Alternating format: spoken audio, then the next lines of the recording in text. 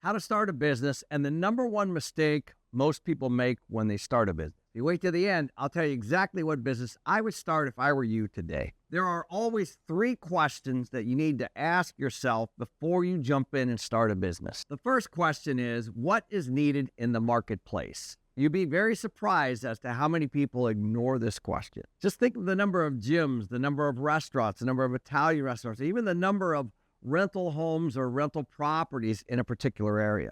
It always surprises me when people open multiple gyms like within a certain block. The same thing is true with restaurants, and the same thing is true with real estate. What you always got to be thinking of is how many customer choices are there? And what you want, obviously, is scarcity.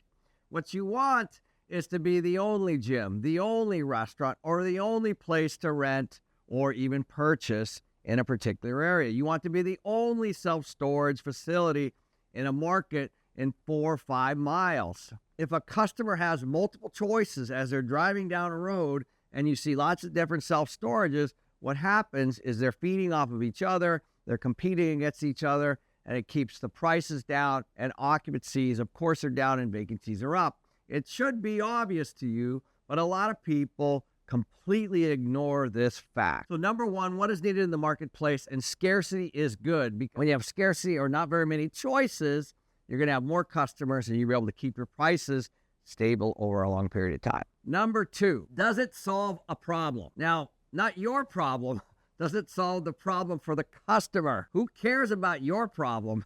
This is a customer problem. Are you making it easier for the customer? If you don't solve the problem for the customer, then you're not going to have anybody coming in and buying your stuff. So right before our eyes, we saw all kinds of things pop up, especially during recessions. One was Uber and then Lyft. Of course, that solved the problem. People now, of course, are driving for Uber. That's a huge company that somebody thought of and then executed on and did. Another one, of course, is DoorDash, and another one, of course, is Amazon.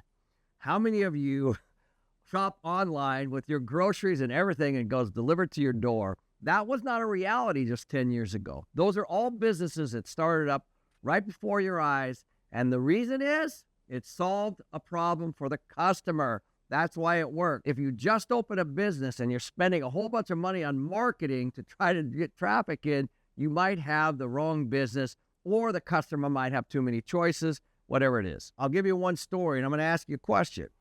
Who do you guys believe is the largest retailer in the world?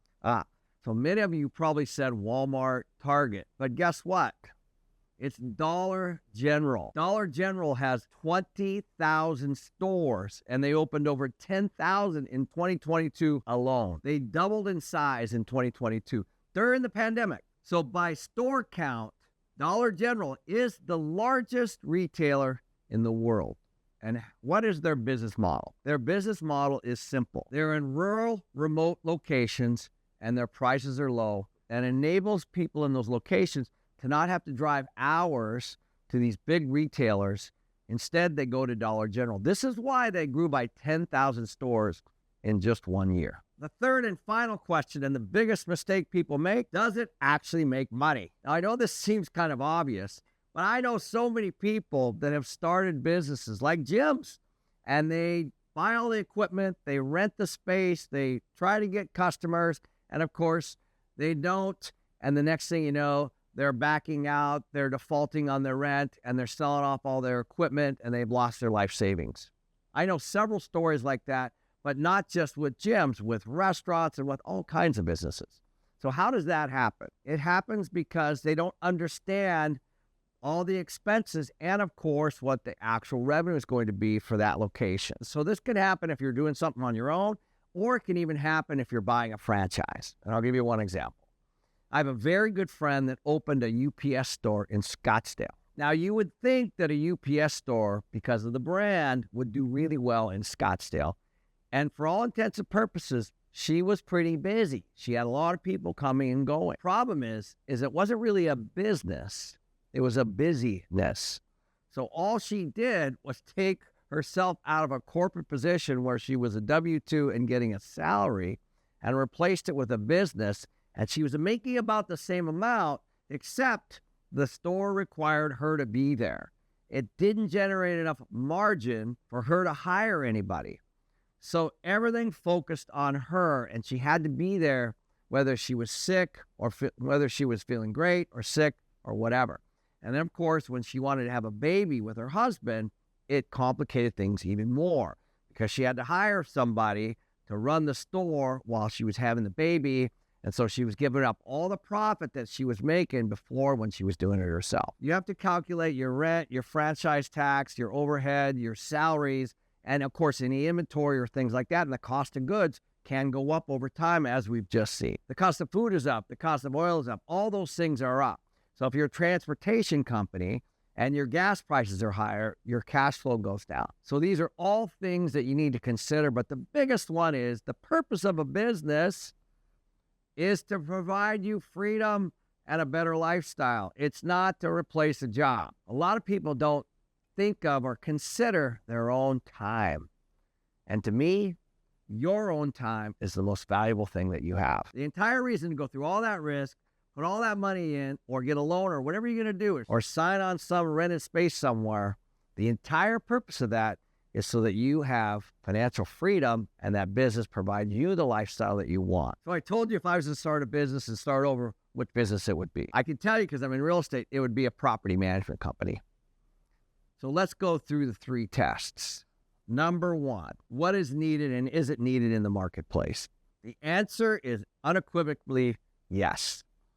There's so many real estate investors, long-term, short-term, Airbnb, lenders. We all know Wall Street's getting in the game. They're not managers either. So there's a fair amount of people that have entered the marketplace in the last 10 years because of the low interest rates. And it's being self-managed. It's being poorly managed. This is a massive opportunity for property management companies right now. As you know, property management is one of the biggest problems and one of the biggest needs right now as a result of this boom that we just had. And it's really starting to show up as the market starts to turn the other way, because that's when everything gets exposed. When vacancies go up and expenses go up and rents stay flat or there's concession, that's when the property management companies, the good ones, start to rise to the top. So there should be no question that there's a need in the marketplace today. So that box is checked. 2, does it solve a problem? The answer is yes.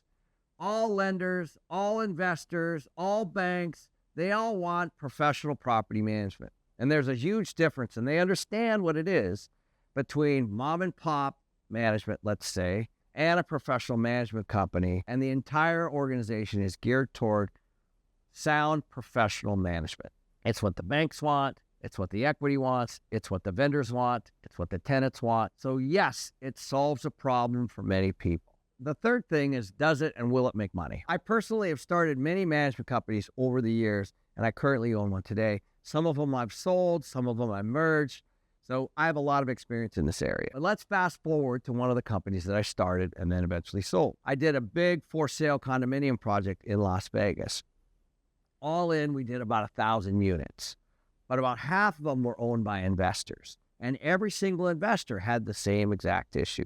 They all needed management. A lot of the investors were from out of state. So what I decided to do was solve the investors and the customers' problem. I ended up starting a residential property management company, but I charged each customer, each sale, an additional $2,000 for 1 year of property management fees. And I did that for 500 people. So at the end of the project, which is about 1.5 years, almost 2 years, I now had 500 clients, and I had pre-charged them $1 million, or 500 people times 2,000. So I had $1 million to start this company, all pre-funded by the people that I sold condos to. I hired accountants, I hired property managers, and I put together a system to continue to keep the occupancies high in all of those properties.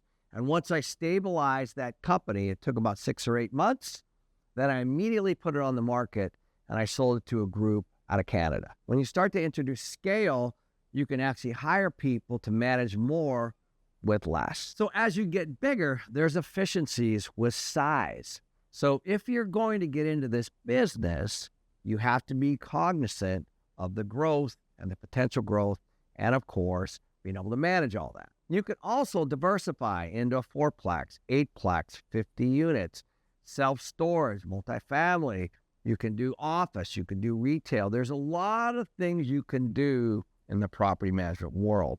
And those opportunities will come up as you start to engage and start your business. But when you have one unit, you have accounting, you have tenants, you have vendors, and you have owners, of course, that you're reporting to. But you have the same thing with a self-storage or 500 units. You just have a lot more. No matter what business you're looking at, always ask yourself those three questions. And if it's not a hell yes on all three, then pass and move to the next one. If you want to realistically see how you can get out of your 9 to 5 and be financially free, like I am, on a Thursday afternoon sitting here at the pool and the beach in Florida, click here.